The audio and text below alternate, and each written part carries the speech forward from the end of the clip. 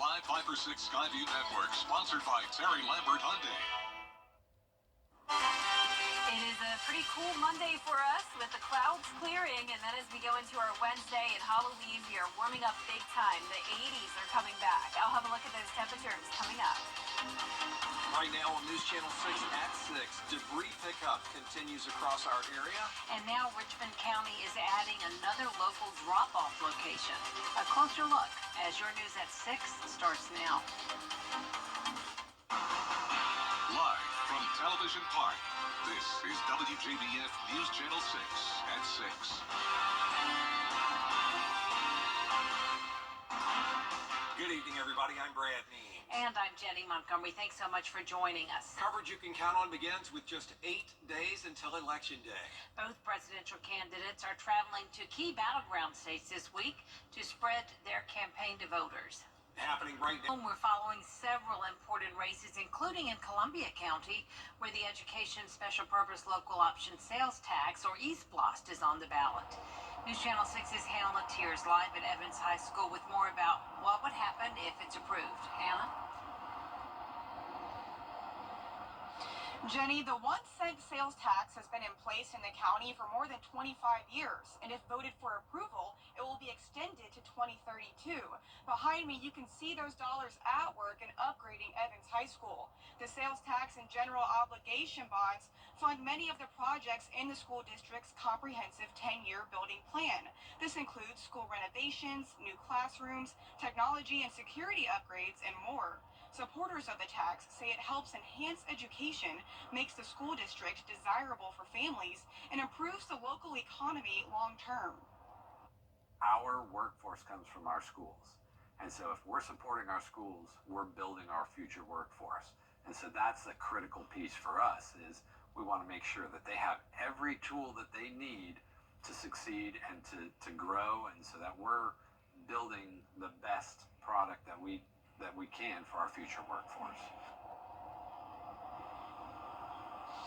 And the school district is having an informational presentation right now about ESPLOST at Evans High School, and there will be others tomorrow and Wednesday at Greenbrier and Harlem High Schools. Live in Evans, Hannah Latier, WJBF News Channel 6. And as you get set for Election Day, we want to make sure that you have all the information you need to know to cast your ballot. Bria Smith, live at the Augusta-Richmond County Municipal Building, with a look at the help that's out there for people facing language barriers or maybe physical limitations. Bria? If English is not your first language or you are vision impaired, there are special accommodations to help you vote in person. Augusta offers alternative voting options like an audio ballot for the vision impaired. But if you are someone who can't see the ballot and cannot understand it, you can bring someone with you. All they have to do is fill out a form. Some counties do offer a translated ballot for their multi-language voting age, but that is dependent on a few factors. If a county exceeds 5% of any language group from the census, then they do have to offer a bilingual ballot. Dawes says if you're someone who needs any kind of assistance, be sure to inform polling attendants. For now, reporting live in Augusta, Bria Smith, WJBF News Channel 6. All right, Bria, thank you. Early voting is underway in South Carolina, and we have seen record-breaking numbers. The Palmetto State has 12 total days of early voting. During the first week, the South Carolina Election Commission says a record 735,000-plus ballots were cast. State Election Commission spokesperson John Michael Catalano says early voting is meant to encourage voters by its convenience, and they've seen the proof. Important for our democracy for us to have good, meaningful participation in order for us to elect the people that best represent us. So it's very, very important. We're encouraging everyone to please turn out. Early voting in South Carolina ends on November 2nd. It is time now for a first check of our weather with Chief Meteorologist Jenna Petracci. And wow, what a cool down Sunday, Jenna. Yeah, seriously, whiplash in the weather department here with temperature is 20 degrees cooler on Sunday compared to how it was on Saturday. I'm sure if you were out and about this weekend, you noticed that big drop off. And today we warmed up a little bit, but we're definitely still on the cooler side. High today at Augusta Busch Field was 71 degrees. This morning we were actually well above average though, with a low of 57. So it's actually still warmer in the mornings. You would think with these cooler temperatures in the afternoon, we would have some really chilly mornings, but that's just not the case. We're in the wedge setup, which means our high temperatures really don't change too much from the low temperatures. But you can see it is much warmer than it was yesterday. 11 degrees warmer up in McCormick and 10 degrees warmer over in Bamberg. That puts our temperatures right now in the upper 60s through low 70s. Swainsboro right at 70 degrees, 69 in Aiken, Allendale at 70, Barnwell, you're at 70, Augusta now falling into the upper 60s, 65 in Gibson and Crawfordville. Beautiful sunshine happening now on our Terry Lambert Hyundai Skyview cam. So all that dense cloud cover we had has now cleared. And over the next few days, it won't be completely sunny, but we'll definitely see more sunshine than what we did earlier today and on Sunday. So satellite and radar looking pretty good. As we zoom out here, you can see there are some scattered showers off the coast. That will not be impacting us tonight, but it's possible tomorrow we could see a few sprinkles. Mostly clear skies for your Monday evening, going down to 60 degrees at the 9 o'clock hour. And as we look ahead here, notice those low temperatures continue to stay above average, low to mid 50s, warming back up to 82 degrees on Wednesday, and it is going to be a very warm Halloween. Coming up, I'll have a look at your full 10-day forecast, but back to you. Jenna, thanks. When it comes to storm debris, Augusta has picked up a lot, but there's a lot more to go. And that has the city taking action, trying to create more room. George Escala has the story. Carol Reynolds was still at it, cleaning up after last month's storm. She was working on a new debris pile to add to the one still sitting in the neighborhood. It's getting bad. I mean, especially driving. You know, you don't know what you're going to run up on. Augusta is collecting storm debris, 600,000 cubic yards so far. A lot of it coming to Eisenhower Park. But the city wants to take some of the stress off the Eisenhower drop-off site. Eisenhower's been a great asset. As you can see how much has come here. But it's time to start getting these chips out so we can keep this a little bit more efficient. To help make pickup more efficient, the city is getting a state permit to create a new debris drop-off site. It will be in the abandoned Hyde Park area. It should help speed up pickup. Just it's something that's closer to the heavy hit area so we can shorten the haul routes, keep this so we're not slowing down the overall operation. It can get congested at the city dump sites. There's trucks dropping off debris and trucks hauling away mulch. So more room will be a good thing. The good thing about this is we can keep them all open and still have more route options for our haulers. That'd be great. That'd be great. The city now will have 5 drop-off locations with the addition of Hyde Park. In Augusta, George Escala, WJBF, News Channel 6. It's been 1 month since Hurricane Helene came through the CSRA, and many are still dealing with cleanup efforts. People we spoke with were happy that some of their debris was finally getting picked up. One family says after moving here from Florida, they took out 31 pine trees from their yard and they left 9. Well, 8 of those 9 fell during Helene. They'll have to move out for a time while their house is under construction. Initially, there was sadness and so forth. There were tons of people walking up and down the street, greeting each other and so forth. A lot of people praying for each other. And, overall, I think it was a disaster, but good things come from bad. Maybe we need something like this every now and then just to help us realize what's truly important.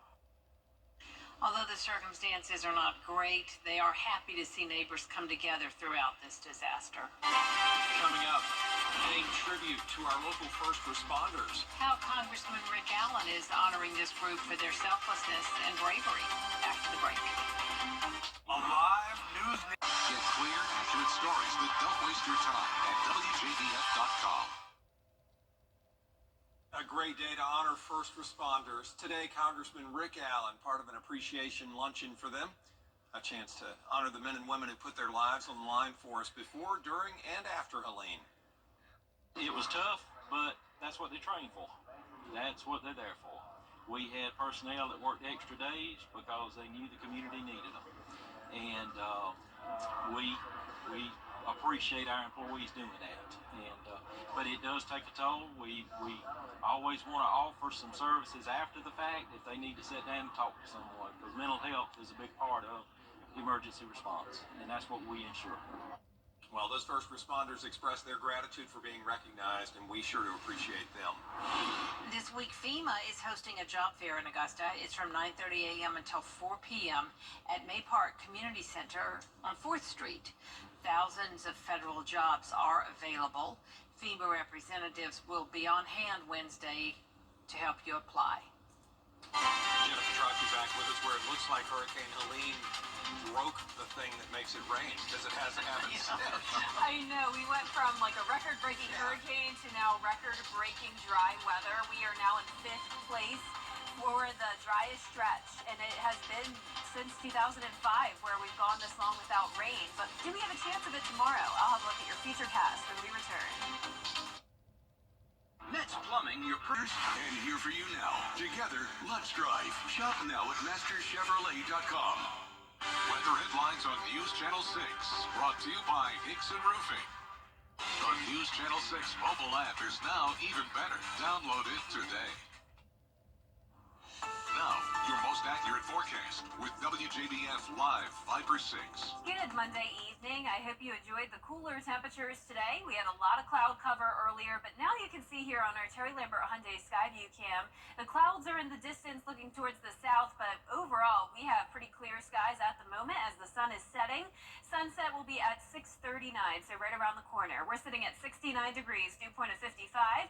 Light north wind coming in at 3 miles per hour. Upper 60s for the most part, but still at 70 down in Wrightsville, and same thing in Sylvania up towards Barnwell. And as for our temperatures across the nation, you can see the warmth that is knocking on our door. So just to the west of us, we're seeing the 80s, 84 in Houston, 88 in Oklahoma City. So there's a ridge of high pressure here, and that will be moving into our direction. So on satellite and radar, you can see that high pressure. And in our area, it is dry, but there are some scattered showers off the coast here of Wilmington and Charleston. It's possible that we'll see a few sprinkles tomorrow, but for the most part, that dry weather is continuing. When it comes to the tropics, nothing to worry about at the moment. We are watching this area of potential development at the Caribbean, over the Caribbean Sea. 40% chance of that, but it's becoming more and more likely that this will not be a concern for us, which is very typical this time of the year. With the strong and powerful cold fronts that come in, usually that helps to steer these systems out to sea. If it does become a named storm, it will be Patty, and we'll be keeping a very close eye on it for you.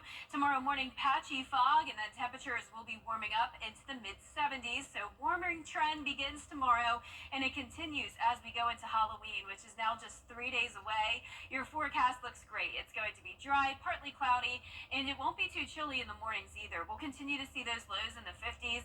Highs going from 76 on Tuesday to 82 on Wednesday. Even into next week, we're going to still see those mid-70s through low 80s, putting us above average for the first week of November all across the southeast. Rain chances have certainly been below average all month long. We're still at 0 inches of rain, not even a trace amount. We had a 10% chance of rain yesterday. That didn't really give us anything when it comes to the rain. It's possible we could pick up on some rain tomorrow, but that chance is still only at 10%, so not very promising. Tonight at 8 o'clock, clear skies and then some patchy fog tomorrow morning with some clouds in the afternoon. You can see some of that green popping up here and there from the Midlands down into the CSRA. There's still enough dry air in place though, so that'll really limit those rain chances.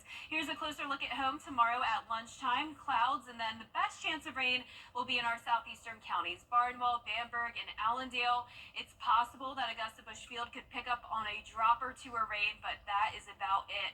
Now, as we look into tonight's forecast, low 50s, above average. Highs tomorrow will be in the mid to upper 70s. And here's a look at your full 10-day forecast. Even into next week, still no chance of rain. The warmer temperatures sticking around. You may remember a couple weeks ago we had lows in the low 30s, but we will not be seeing that anytime soon. Lows will be in the low to mid 50s over the next 10 days.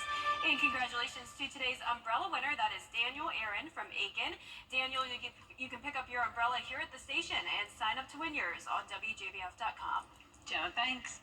Coming up, Georgia battles Florida in Jacksonville this Saturday. We'll hear from Coach Kirby Smart and his players on what they need to do to come out with a victory in sports. ACStud.com.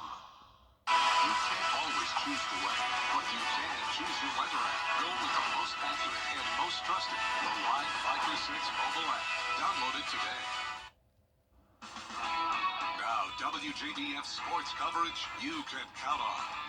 After a week off, the Georgia Bulldogs are gearing up for a crucial SEC matchup against the Florida Gators. The game returns to Jacksonville, where the series has been played annually since 1933. The Georgia-Florida rivalry dates back to 1904, with the Bulldogs leading the overall series 56-44. UGA is seeking its fourth consecutive win over the Gators. I would say it's personal. Just that borderline rivalry. You already know it's going to be a physical game, so obviously it feels like a good win when we come out of there, and our fans are right there cheering for us, and we see the other side clearing out. Despite Florida's 3 losses on the season, Coach Kirby Smart isn't taking the Gators lightly. Playing their best football, and obviously a talented group, really a lot of great size across the front on the offensive and defensive lines. I think Billy knows that's where the key is in the SEC in terms of length and size. SEC conference play hasn't let up this year. With increasingly close games and a smaller margin of separation, the Bulldogs focused on the fundamentals during the bye week. Look at ourselves. I think we got a lot of work for our younger players. I think we did a lot of targeted drill work, targeted things that we needed to work on specifically, offensively and defensively, situational football. The Bulldogs offense will rely on Trevor Etienne, who led the backfield last week with 3 touchdowns against Texas. Talented, he's intelligent. He's a level-headed kid. He's a good leader. He's a great kid. So I think those qualities help anybody play, but he's older than a freshman. He came into a system that's, not that far off from the one he was in terms of offense. The Bulldogs kick off against Florida at 3:30 p.m. right here on News Channel 6. And the South Carolina women's basketball team will play in their final exhibition game of the season against Clayton State. The Gamecocks are a perfect 16-0 in exhibition games dating back to 2009-2010. USC shot 52.6% from the field against Memphis, where Chloe Kitts and Joyce Edwards each posted a double-double tip-off set for 7 p.m. in Colonial Life Arena. And we can officially announce that Game Night Live is headed to Saluda for the first time this Friday night for a battle of unbeatens. Top-ranked Batesburg-Leesville comes in at 8-0. Second-ranked Saluda is 7-0. The winner controls its own destiny for a Region 2 AA championship. Kickoff set for 7:30 this Friday night on MeTV. Should be a good one. Absolutely. We'll be right back. What's the big secret insurance companies don't want you to know? The answer could mean millions to you and your family. After an accident, people who hire an experienced law firm make more money than those who don't. Don't wait. Call me right now. Going with just a 10% chance of a stray shower or 2 tomorrow. Partly cloudy and still on the cooler side. High of 76. Back into the 80s on Wednesday. 83 for your Halloween. All of next week we'll see upper 70s through low 80s with low chances of rain. Well, we apparently now know who's going to win the World Series. We got it straight from the horse's mouth, or rather the dog's nose. This corgi goes by the name Air Korg, and sometimes Steph Furry. And he went viral. There he is at the top of the stairs. He went viral for picking the winner of last year's NBA Finals. This time, Air Korg is predicting the Dodgers are going to win the series in 6 games. And so far, he looks like he's right. Dodgers up 2-0. First 1-4 wins. Game 3 tonight. Wow. Air Korg. We'll see. Some serious skill there. Sure is for that sweet dog. Thanks for watching. We appreciate you. We'll see you again right here for News Channel 6 at 11. Good night.